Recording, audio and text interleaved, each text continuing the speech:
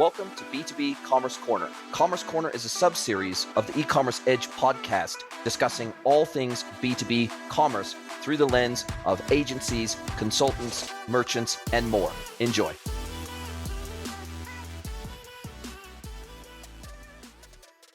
Hello, everybody, and welcome to another episode of the podcast. It is my pleasure to welcome our amazing next guest, Mr. Chris Brunelli, and he is from Surpass Solutions, he's the co-founder of Surpass Agentic EDI. So welcome to the podcast, Chris. Yeah, thanks a lot, Jason. It's great to be here. It's really appreciate it. awesome to have you along for the ride today. And as is the norm, I always have to talk about people's local weather in wintertime. And you were saying that overnight back east, you got 4 inches of snow overnight. Meanwhile, not to rub it in, but I'm looking out my office window here. It's 10 a.m. and it's already about 75 degrees, sunny and clear out there. So yeah, not to rub it in, but You're but killing yeah, me, man. You're killing me. But you said no, you fully embraced winter. You said you live on a lake. So the ice skating is on, and you and your family love to ski. So maybe the snow isn't that bad. yeah, it's one of those things. You just roll with it, make the best out of what you got. And but we love the 4 seasons here in New England. The rest of my family's here, so believe me, I'd love to join you. The door is always open. I'll throw that out there straight away. Nice. We bought a 3-bedroom house in Pueblo City specifically for that reason, so that we could have guests. The door is open. So if you get sick of that snow and you get sick of the cold, you need a break, pop down to Mexico for a week, have a good time. Awesome. Thanks, man. I might take you up on that. We'll see what happens. Listen, we're here to talk B2B today. We're here to talk EDI. We're here to talk about agentic procurement, agentic EDI. We're here to talk all things B2B. But before we do that, why don't you tell us how you got into this lovely world of, I won't say e-commerce specifically, but digital commerce more broadly. How did you get into this space? Yeah, thanks for that's a nice layup. So I was always a dyed-in-the-wool B2B sales guy. So I had been involved in about 4 or 5 different venture-backed startups as the East Coast guy for West Coast VC-backed startups. And when we decided to raise a family, we moved out of the New York City area back to New England. And I found a place that was Redtail Solutions, and Redtail was in the EDI business. I stayed there for 10 years as we built it up and through exit. And we ended up exiting through TrueCommerce KKR, and we found a great home for our customers. And after a couple of other startups, I ended up coming back. EDI drags you back in, and we knew a lot about the industry. I teamed up with a couple of old competitors, and we built it from scratch, right? And there's new stuff out there that makes this a lot better to operate. And there's a different area of the market that sort of disappeared through a lot of acquisitions in the space. I think our largest competitors have bought something close to 35 EDI players and consolidated them over the past 20 years. So that's a great opportunity for us to fill the vacuum that they left in the industry. Yeah, and look, it's super interesting because it feels, and AI is moving super, super quickly now, but it feels like through a combination of multimodal and conversational AI, the coming of agentic commerce and some of the agentic commerce standards that are starting to emerge, ACP, UCP, MCP, Order Network Exchange. There's some standards that are starting to emerge out there around digital commerce workflows, agentically led digital commerce workflows. And it almost feels like agentic commerce is trying to repeat the EDI playbook and turn it into EDI 2.0. That's at least how it feels as somebody who's been in this industry for a very long time. But EDI, I think what a lot of people in the B2B commerce world, or actually just people out there in digital commerce, full stop, I don't think they're quite aware of just how pervasive EDI still is in the digital commerce sphere for B2B businesses. And it's been around for 50 plus years. Actually, I think it's probably closer to 60 now. And it was around as a data exchange standard long before e-commerce went mainstream.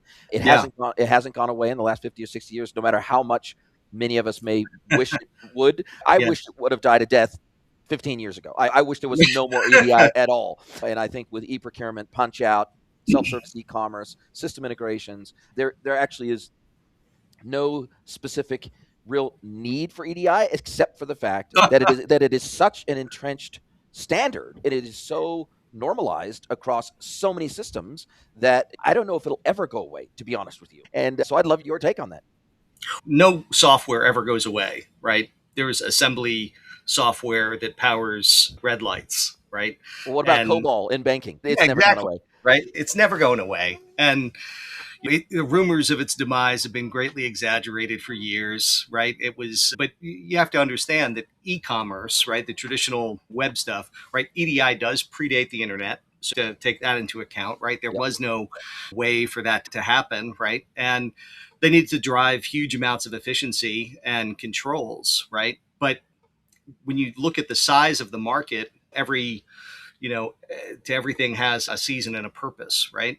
And what we're seeing amongst our customers is that they begin with the farmers market, right? They begin with a core group.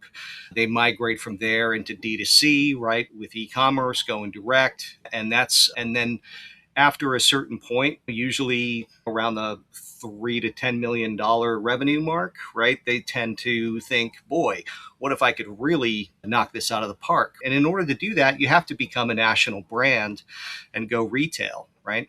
In terms of just overall revenues, right? E-commerce accounts for about 15%. The other 85% is through EDI, right? It's a $6.4 trillion commerce GMV over EDI, right? So it's what all the majors use. There's 1,000+ retailers in North America. They're all using it. There's another 1,000+ retailers in Europe. They use different standards there, but it's very similar stuff.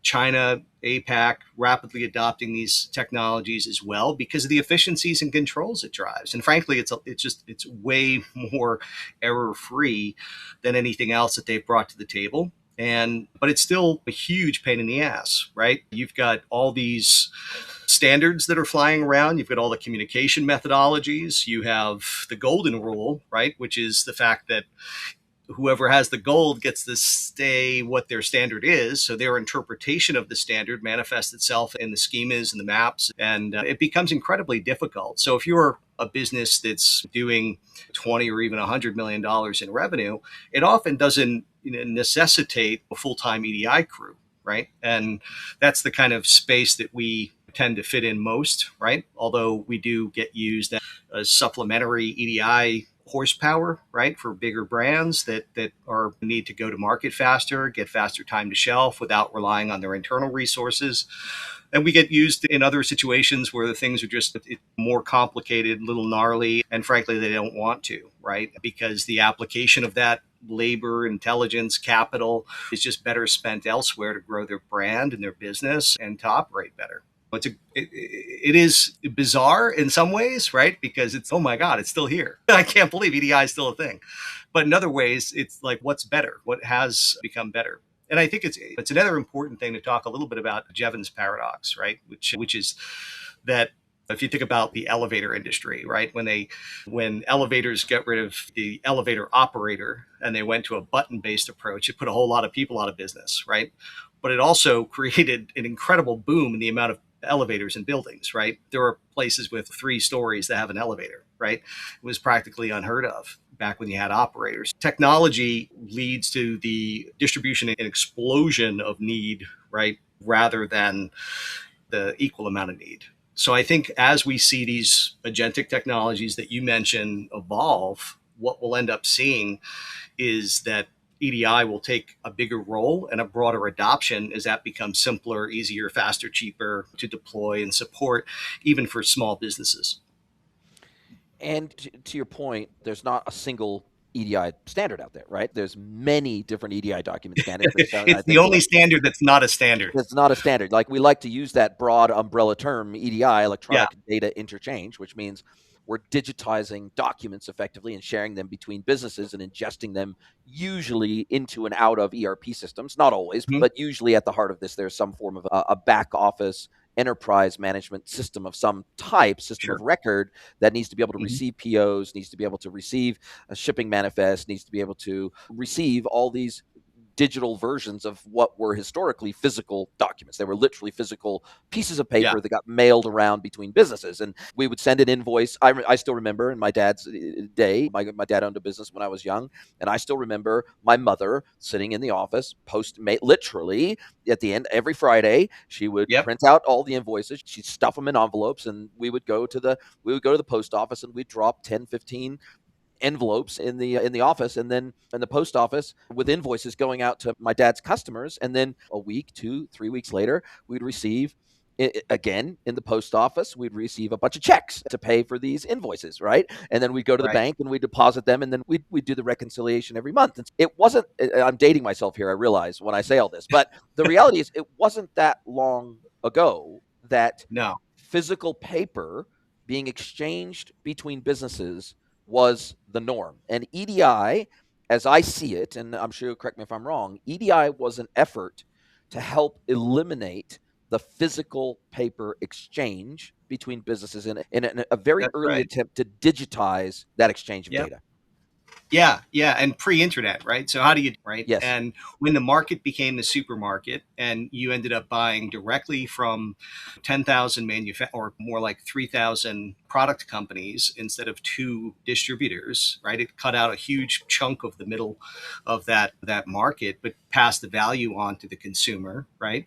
But how do you effectualize that without tons of labor and errors and licking stamps and rekeying stuff into systems of record? Because, yeah, that was the norm. That was the accepted standard for so long. And now, instead of finding everything in a Sears Roebuck catalog, you've got millions and millions of products that are available everywhere from thousands and thousands of great brands. And it's all possible because a large part of the friction and cost get removed from that equation, right, and made a lot easier. It's If we look at the cost of EDI, it's dropped precipitously, right, over the 60-year history that it's been in place, and that's enabled companies as small as a few $1,000,000 in revenue, right, to be able to adopt that and be able to have a retail game. Which, if you think about it, if that was a barrier, right, you'd have to build or require a lot of capital, right, to be able to make a national brand, right? You had to advertise on TV. You had to have these systems in place. In decades past, you even had to have your own trucks, right, to take stuff around. It's a wonderful democratization of the American dream, if you will, being able to see all these things and the confluence of them on regular entrepreneurs that are thinking, I could make a run at this, right? I could have my product manufactured. I could have it warehoused by third parties. I could have it distributed by another third party. I could have it, all I've got to do is the less and less that delivers more and more value. And it really is incredible. And it's one that's that's what keeps me going. That's what I love about this industry. I So love it. It's certainly not going away anytime soon. So I think you'll be in business for a very long I hope time not. to come. Now, if we look back at the genesis of Surpass EDI specifically, been doing this for a year and a half, come from a background in it, had an exit of an EDI company previously. EDI is so pervasive that there Mm, are a ton of providers in the industry, from SPS to True, who obviously you were involved in the previous acquisition, so you're very familiar with mhm. True Commerce, to newer players in the market like Crystal. And there are just a plethora of very well known EDI, would all just term middleware partners out there in the world, that their claim to fame is to make EDI accessible for everyone. Just broadly speaking, the idea is to make EDI accessible to everyone, right? So that, or to democratize access to EDI, so that regardless of the scale of your business, you now, if you're a manufacturer or a distributor or anybody working in the wholesale space, you can offer your customers an EDI solution to automate their procurement. Because I think sometimes people lose sight of the true benefit of EDI. It's actually a bigger benefit to the buyer than it is to the seller. Sure, it means less double keying for the seller. Yes, it means automated orders come directly into your ERP. There's many other ways to receive orders in an automated way for the seller, but for the buyer, if they have some sort of an internal e-procurement solution where that e-procurement solution relies on EDI for as Mhm. many of the supplier connections as they can manage, because what they're trying to do, the buyer is trying to bring down their cost of procurement. That's ultimately, let's just get Yeah. down to brass tacks. This is all an Totally. efficiency play for both sides. And so the reality is, and I've seen this before I was working with a B2B manufacturer recently, one of the biggest in America in their specific vertical, and they wanted to start supplying to Zorro. Okay. Zorro Hmm. sent them a 21-page EDI integration document. And they said, Yeah. yeah, we'll carry your products, but you will integrate with us this way. Otherwise, you can't sell to us. So just flat out, just flat. No, there's no other Yeah, alternative. There's no other alternative. If you want to sell through us, you will integrate with us this way. And so that's I right. think what a lot of suppliers, broadly speaking, forget is that there are certain markets, there are certain verticals, there are certain customer opportunities that they will never get a sniff at if they don't offer EDI, because those buyers require you to service them via EDI. That's right. And unfortunately, a lot of times the first time they hear about it is when they go for these pitches, right? And what happens, right? The buyer turns around and says, if you don't know what you're doing, you can use SPS Commerce, which is really, that's team retail right there, Yep. right? That's, they're the gorilla, 780 million in revenue, been in business 38 years. It's a giant. And, but they mistake a lot of that by implying that they're the solution. The standard is not SPS, the standard is X12.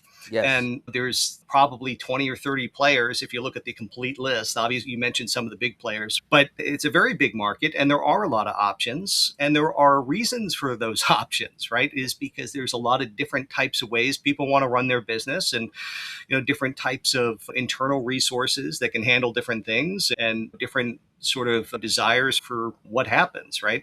We are very often not someone's first EDI provider, right? As a result, right? We're usually the second or third provider once they've gone through this and they realize it, right? And we see that playing out in a couple different ways, right? One of the ways is they realize, oh, I also need a system of record, an internal thing, because how else am I going to measure COGS across retailers, products, lines, kits, bombs, right? Assemblies, right? And then the other piece of that is what goes really well with those, right? Very often is not the same folks that offer a web form that makes it as simple as pie. And they're very often not the 800-pound gorilla that has real cozy relationships with all the retailers. It's a great big market. It speaks to the demand. I think as we see the cost of EDI drop, we're going to see a lot more adoption, and that's going to be a lot more opportunity. So we're probably going to see new ones that we haven't even heard of before in our time, just the same. And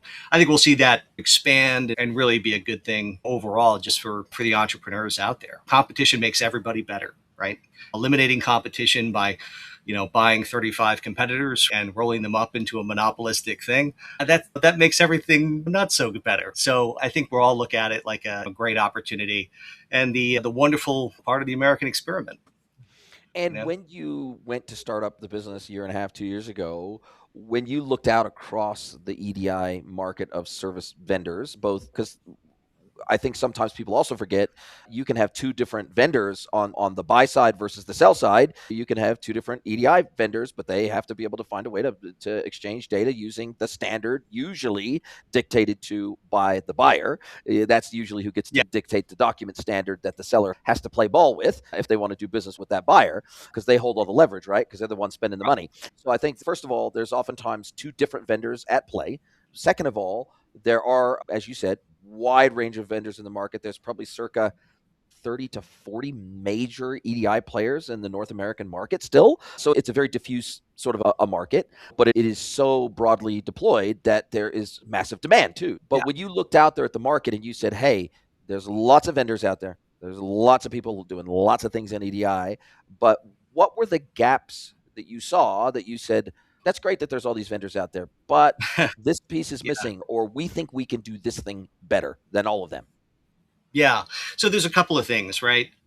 There's the overarching theme of what AI is going to do, right? And the one thing I think it'll do in our industry for EDI is that it doesn't necessarily create moats. It just destroys everyone else's, right? If your moat is that you have pre-wired connections to all these retailers and you think that the labor involved with getting those retailers onboarded and figured out and mapped specifically in your data architecture was unique, special, and different, you're absolutely right until the last 2 years or so, right?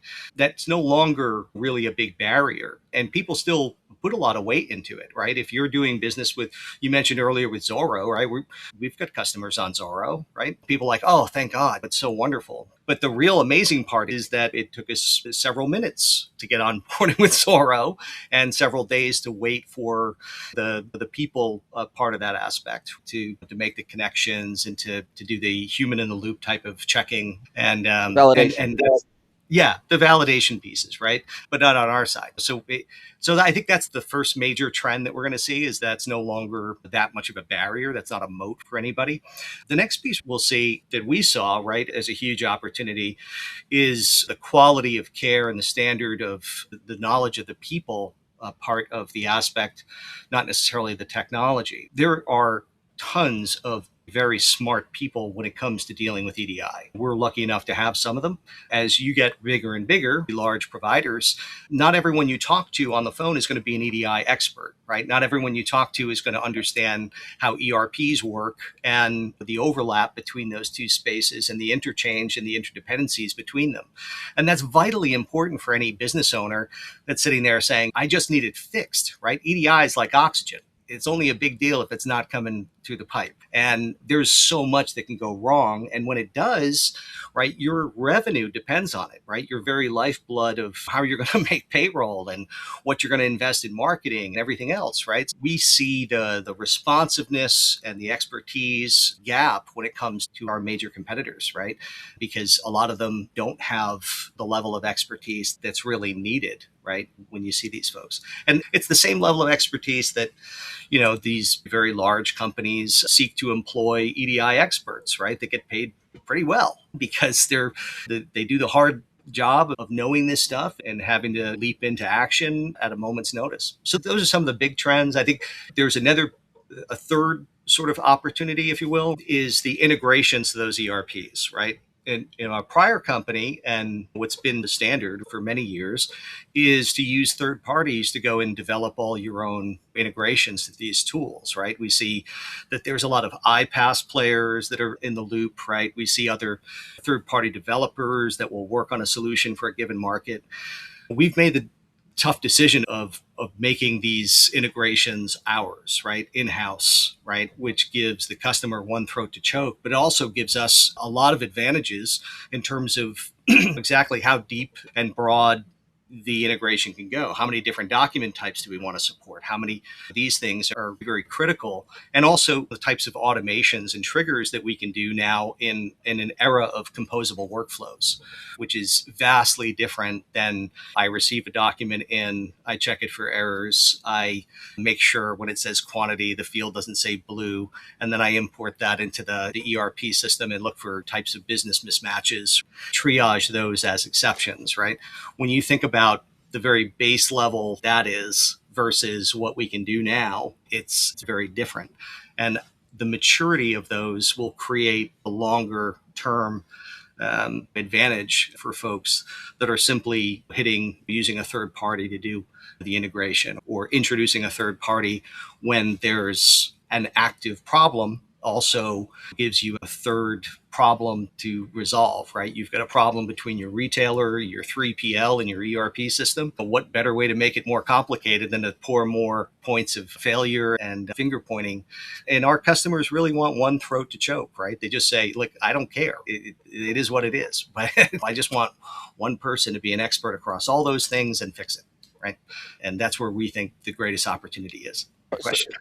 Sorry. yeah, it does. But so in that sense, do you consider what you guys do far more than just providing a technology platform, but a sort of an end-to-end white glove type of a service where, for example, if I don't know, let's say I'm that manufacturer that I referred to before, and Zorro sends them a 21-page EDI integration document because they use SPS on the Zorro side, and SPS effectively created that document on their behalf. It's branded as Zorro, but Or they adopted effectively it from the predecessors they replaced. yes, absolutely. And would it be a scenario where that manufacturer would then effectively just send that document to you and say, hey, look, you provide our technology, but you also provide our integration services to those buyers. Here, you go and hook this up. You go and test it. You go and send them the validation request. You make sure and fix anything that they say they're not happy with. And then when it's all done, said and done, and we can transact, you tell us. Is it Yeah, that level of handholding, or is it more, that's hey, here, right. That's exactly what it is. It's a total white glove service that,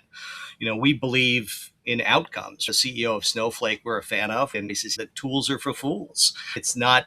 You don't need another tool in there. You need this service, and this service has to work. It has to be cost competitive, right? It has to be valuable. It has to be responsive. It has to be all those things. And what we find is that the market is it's littered with a lot of legacy tool providers, right? And the tools, they put new GUIs on them, they put new functionality, the ability to do APIs as well as EDI, which we also support.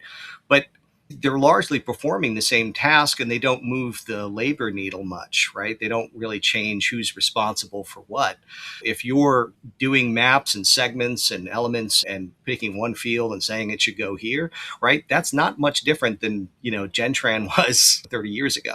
And one of the old mapping tools, right, that's gone back and forth between different owners over the years, right? People want, especially in the mid market, right? They don't necessarily want to buy something that's going to cost them more labor in terms of capability? or because that's actually, we talked a little bit about the founding of the business about a year and a half ago, right? I had met my co-founder Paul, and he was doing consulting in large shops that use SPS, right? Now, why would they need consultants, right, if they provided the same service, right? These folks had big big contracts, right? We're talking six-figure plus contracts, right? And they still require some degree of handholding and expertise because, yeah, the stakeholders of the business need outcomes. They don't need another, Just the platform SaaS vendor. provider. Yeah, exactly. But by combining those, you really get what the mid market wants, right? Which is give me one throat to choke, give me the ability to roll out 15, 20 plus retailers in a retail strategy a year, give me the ability to go from 5 to 100 million, give me the ability to really create intergenerational wealth, right? Very rapidly with a national brand strategy that knocks it out of the park while so I can focus on everything else because there's a lot of everything else out there. There is, and I think the other, at least as it seems, and I'm sure you'll correct me if I'm wrong, the other thing where I think you guys are a little bit differentiated is that EDI has historically been a B to B to B solution, meaning that you have manufacturers selling to distributors via EDI, you have distributors selling to dealers via EDI, you have dealers selling to retail players via EDI, and it feels whilst you can meet those requirements and whilst the tool is not strictly limited to, say, a D2C fashion brand that wants to now sell wholesale volumes to retail partners, it feels like you've identified a pretty unique niche in that the SPSs, the Trues of the world, et cetera, they tend to go after the hardcore, pure B2B end of it. The manufacturers and distributors, the distributors and dealers, that's a massive part of their business. And they don't necessarily have such a big focus on what we would classify as just wholesale volumes of retail products, right? A fashion brand that sells t-shirts now and they sell them D2C, now they simply want to sell that t-shirt in greater volume to a retail partner that's going to resell that on their behalf through their retail store. So that's what I consider wholesale. It's taking a retail product that most men and women on the street would recognize as a Mm-hmm. product, a coffee mug, a piece of furniture, whatever it is, and turning that into a wholesale distribution opportunity by distributing it through other retail partners who have access to a certain cohort or class of client that you don't have access to directly, no matter how big your D2C play is.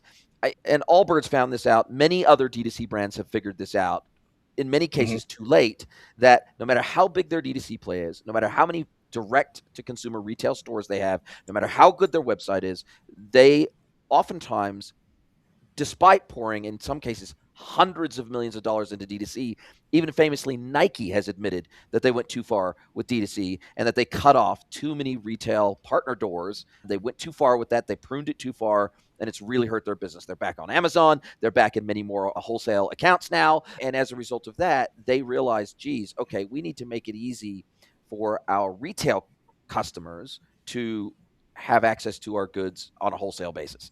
And Mm-hmm. so I feel like that was maybe a little bit more of a blue ocean opportunity that you guys recognized. You said, sure, we can deal with the pure, say, industrial distribution. Like we could deal with that, Yeah. but that's not where we're going to specialize. There, it the thing is, these brands, you highlight a really interesting point there, which is they need the agility to be able to go from one strategy to the next, and they need to do it fluidly, both at the same time, and they need to do it excellently, and preferably without hiring two sets of staff that have expertise in both and driving their expense up as the market pressures forces them to reduce. And it's really a tough situation, and it's only made better by bringing the very best providers to bear on your business. And that's the case no matter what it is, whether it's EDI or anything else. It's a real challenge for folks to think about what type of thing. I had a post the other day that I made about the rigidity versus agility thing, right? And we see this manifesting itself in contracts, right? Some people sign 3-year contracts, right, for these type of things, right? They don't see any economic headwinds on the horizon, right? You don't see any changes to the business at all. And why sign a locked-in contract with an explicit monthly minimum and an explicit everything? It only favors the vendor, right? It doesn't favor the supplier at all. And the other thing it does is say, at Surpass, we just believe it should be different, right? The onus of retention should be on excellence and performance. And if you're doing everything right, and hopefully the customer's doing everything right too, they're going to become a bigger customer, and that's going to all work in everyone's favor, right? So it should be predicated on the your ability to perform and do well and stay agile, right? Rather than being locked into these things like telecom contracts of yore, right? Where you've got to justify bringing a T1 to the building or something like that. And therefore, the only way we'll get the cost down is if you commit for an X amount of time. It's a real shame that we see. And I think that it's another trend that we'll see, buyers demanding that there's less of that going forward. And let's talk GTM for a moment. It is well known. There's a lot of pain in the B2B SaaS space or B2B technology space right now. Buyers aren't buying the way that they used to. They're not just going to G2. They're not looking at waves and quadrants. They're not waiting for some cold inbound, so a cold inbound email to come into them to tell them about this newfangled piece of technology that isn't necessarily relevant to them at that time. They're not waiting for DMs on LinkedIn to receive DMs with pitch slaps. That's not how things are done nowadays. And many times buyers are educating themselves significantly before they make any kind of a reach out. You might not even know that you're in consideration until someone actually reaches out to you and says, "Oh, hey, we've been looking into your technology for the last 2 months. It's time for us to have a sit down and maybe take things a little bit further and maybe get a demo of your platform or whatever." And so how do you guys approach your go-to-market in this world where information is everywhere, but insights aren't necessarily everywhere? And so that becomes the real challenge. How do you get cut through, and how do you get visibility against some of these juggernaut behemoths that are, their name recognition feels like it's everywhere, and it feels like they're on a full court press mission to snuff out all their competition or acquire them, one of the two. So how do you think about your messaging, your positioning, your pricing? Obviously, you come on podcasts like this and things like that, but that's part of it, right? But how do you guys think about competing, or at least getting your name on the radar of the businesses that make that perfect ICP fit for you? I don't want to lay out my entire go-to-market strategy. I appreciate the ask, and I get it. The best thing we can do is take care of our customers the best way we can, right? And we're seeing customers that we have that moonlight in other shops, that consult, that bring us in. We see ERP consultants and such that know who we are and what we do and how little or less pain that they're going to experience as a result of working with professionals. And there's a lot that we can do out there that proves what our value is and what they can expect, right? We also have, I think, the only service level agreement in the industry, right? Certainly for the mid-market, right? I think some of the bigger players might offer it at the enterprise CPG level, but it's unheard of, right? And it's very difficult to perform at those levels. And so I can understand why, right? But we have a unique opportunity to get out there and to explain what our differentiators are. And we're gonna do the best we can with it. But at the end of the day, if you look at these different platforms, there's a lot of pay for play kind of things in these platforms. It seems miraculously everyone has a 4.7 you can't have a 5.0 because that's too suspicious. suspicious. But you can definitely get a nice 4.7, 4.8 in there with some healthy things. But you can pay to suppress, you can pay to review, you can pay to lobby these folks. And at some level, you really have to appreciate how that industry works as a buyer before you put a lot of weight into that and make your own sort of judgment and decision based on who has the resources, so who has the most resources to pay those fees. And I think it'll play out as it always does, right? The little guys, your David and Goliath situation, right? And there are businesses out there, right? And that we talk to a lot of them that frankly just don't want the risk. What if you take a chance on a little guy and they don't work out, right? Why didn't you go with the industry juggernaut, right? Because nobody ever got fired for picking X, right? Or whatever. And that's that's a certain segment of the market that's just going to make those decisions, and they're going to deploy on the most popular ERP, the most popular e-commerce system, the most popular this, that, and the other thing. And frankly, there'll be a certain subset of those that'll do fantastically well, right? And those will be the ones that drive the big case studies out. But for the majority of business people, you can understand that there are a mix of different suppliers and different products and providers that can really make or break or create unfair advantages for your brand. And those unfair advantages stack up, right? If you think about incremental 1%, the 1% rule, right? If you're 1% here, 1% there, and seeing that compound over 5 or 10 years in your entrepreneurial journey, that it stacks and it's significant. There's more to it than just economic benefits, right? There's a peace of mind of going with people where you've got access to the highest ranks of that business, where you can pick up the phone and call them. I know that's crazy, but we practically live on Microsoft Teams and Slack especially. And our customers love that, right? They love being able to drop in even tertiary questions about stuff that will eventually manifest itself in EDI.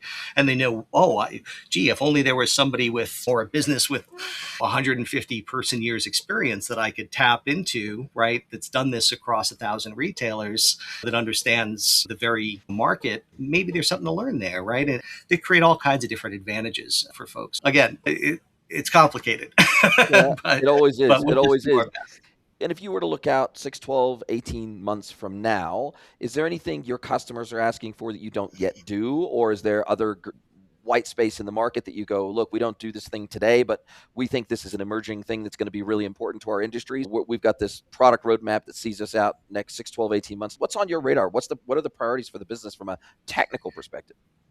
Yeah, we've rolled out some very important architectural technical things that we've published, and mainly being the directed acyclic graph, our workflow APIs, right? The ability to hit a single API for every document type and every directionality, right? There's an incredible amount of stuff that we are working on that we're super excited about, but we're not going to map that out because we're the emergent player and not the juggernaut that's saying we're going to do this or X or Y. Obviously, a lot of those things are featured in AI, as everyone else's are as well.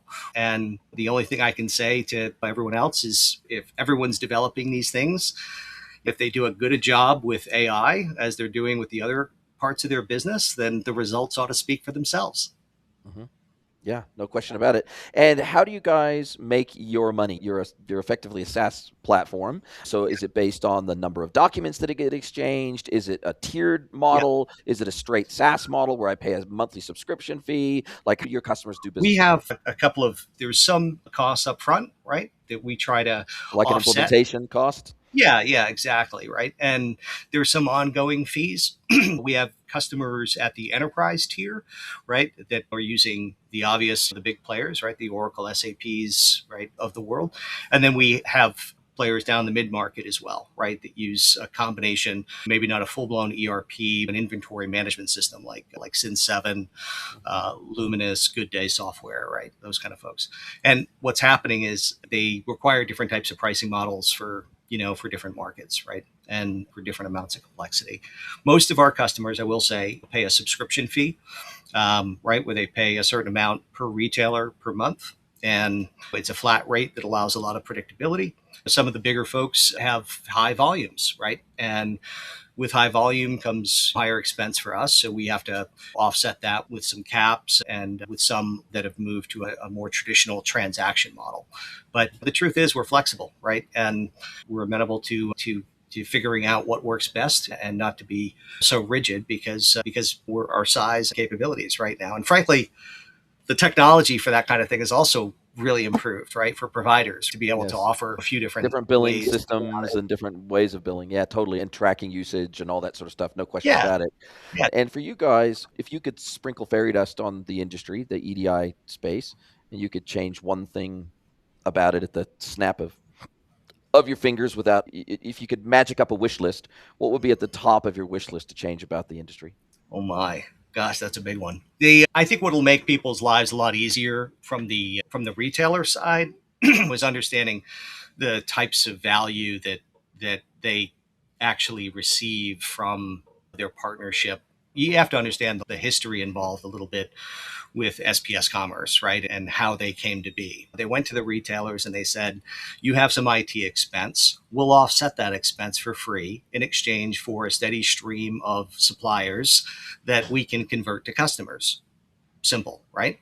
Now, over the time, they've found ways to imply that they're absolutely required and they do all these things. Now, if I had to snap one finger and change that, it would be to help all of the retailers understand what type of impact that has on the entire industry, right? Because they're not going to be the best fit for every supplier. And by shortcutting that, and letting SPS imply that they're mandatory when in fact X12 is mandatory. They've done a disservice to their suppliers and they've introduced some cost perhaps or some complexity that really, not a good fit. Believe it or not, we spend an inordinate amount of time working with folks that are doing this for the first time, trying to disabuse them of the notion that EDI is actually the standard. And so it's difficult to do when so many of the retailers out there just have adopted this strategy of it's less cost for us. And we know that SPS does so much money, so much business, right? And they must be the best because they're obviously the biggest. Disabusing them of that notion, helping them understand it. I think there's another piece here. Take Target, for example, right? My last EDI business, Target would hand out a recommended list. They had 9 providers, and we were one of them. And they said, these guys, we know these guys, we trade with these guys, they work well with our teams, give them a shot. That's a short list, right? That's a better way to go than going to these review sites and things like that that are pay to play for the most part. Makes sense. And look, I'll drop a link to your LinkedIn profile and to you guys' Thanks. website in the show notes. But other than that, if people want to reach out to you and talk all things EDI, what's the best way to get a hold of you? Yeah, just go to our website and book a meeting, right? It'll most likely be me, some of our other experts that jump on and have a chat with you, right? By all means, connect through there. It's surpass.biz. Yep. And The get started, just for anybody, don't look for the schedule a meeting button. There isn't one, but there's a get started button. And when you click the get started button, uh-oh. it takes you to the get started page, which is the schedule a meeting page. So to your point, click get started, top right hand side button of the page, and it'll take you directly to the booking form to get a meeting booked in with you. Yeah, indeed. You're going to make me change the buttons now. No, no. I just want to make sure that anybody that wants to go there that can really access you kind of straight away or via DM on LinkedIn. And as we do come down to the end of DM's our time open, together, DM's open on Slack too. oh, great. Hit me up at chris@surpass.biz. Wow, that's super easy, super easy. Listen, as we do come down to the end of our time together, now's where I get to flip the script. I get to turn the microphone over to you. I get to let you ask me one question, any question you like. It can be personal or professional. Mr. Chris Brunelli from Surpass EDI, what is your question for me today? Oh man, let's see. Let me think about this one. This is going to end up in a equivalent for love or money. No, it was to get out of New Zealand. So that Okay. was the final straw for us. We look, Okay. Mexico's a great place. We love Mexico. We spent all of 2023 driving extensively around Mexico. We did 20,000 kilometers driving around the country, visiting a short list of about 10 different places that we thought might make a good place for us to call home. We actually, funnily enough, Puebla was not even on our original short list. We were actually transiting through Puebla when we were going from Mexico City to Oaxaca, and we had planned to stay in Oaxaca for a month. And we stayed here overnight. We loved it so much. We were still in the middle of our year's travel. And we said, look, this place is so cool and it feels like a place we could call home. At the end of our trip, at the end of 2023, we said, why don't we come back? We'll rent here for a couple of months. We'll see if it's as lovely as we think it is. And we'll see if it turns out to be a place we think we could genuinely call home. We didn't want anything massive like Mexico City. Like, we love Mexico City. We love to visit it. But 26 million people is just too many people for any city. For us, it's hard to get around. The traffic is terrible. It's just like Mexico City is awesome. It's exciting. Lots of concerts, lots of museums. Just it's an amazing city, and it's an amazing multicultural city. But to live in it is really difficult, and it's actually very expensive as well. Puebla, we're 2 hours away by bus. Actually, the bus trip between here and Mexico City goes over a beautiful mountain pass that looks a lot like New Zealand, oddly. And so for us, Puebla struck that balance between megacity and too small of a town to not really have some of the key amenities that you get with a decent sized city. And Puebla is pretty small by Mexican standards. It's 1.5 million city, about 3 million metro. So it's not a massive, it's not a mega city by any stretch of the imagination. And so for us, it really struck that balance for us. And then easy access to the North American market, easy access to the US. We actually have an international airport, a small one here in Puebla, and then any further afield cities that we want to go to, we just take the bus directly to Mexico City Airport, and we can fly anywhere in the world from there. Convenience, ease, cost of living, the weather, the people, the food, it's all wrapped up in a pretty nice lifestyle that it was difficult to find anywhere else. That sounds amazing. I'll be honest. That's very tempting. Yeah, you got to come visit. You got to come visit. Come and check it out. It's a pretty Thanks for cool. the It's a invite. pretty cool I city. definitely take you up on that. Really Absolutely. appreciate your time and appreciate the opportunity to speak to your audience and learn a little bit more about Mexico. It's been wonderful. Oh, my pleasure. Thank you so much for spending time with me today and educating me and my audience on all the benefits of EDI integration for businesses doing trade with each other, and how to automate that and how to make that more seamless and how to make that a little bit easier to digest as a business. So, Chris, thank you so much for your time. I wish you every success with you're still in startup mode, so your startup business, and I wish you every success with that. And I can't wait to speak to you again soon. Thank you so much for your time. Are you a B2B or D2C e-commerce merchant? Then head over to greenwoodconsulting.net to learn how we can help you scale your business.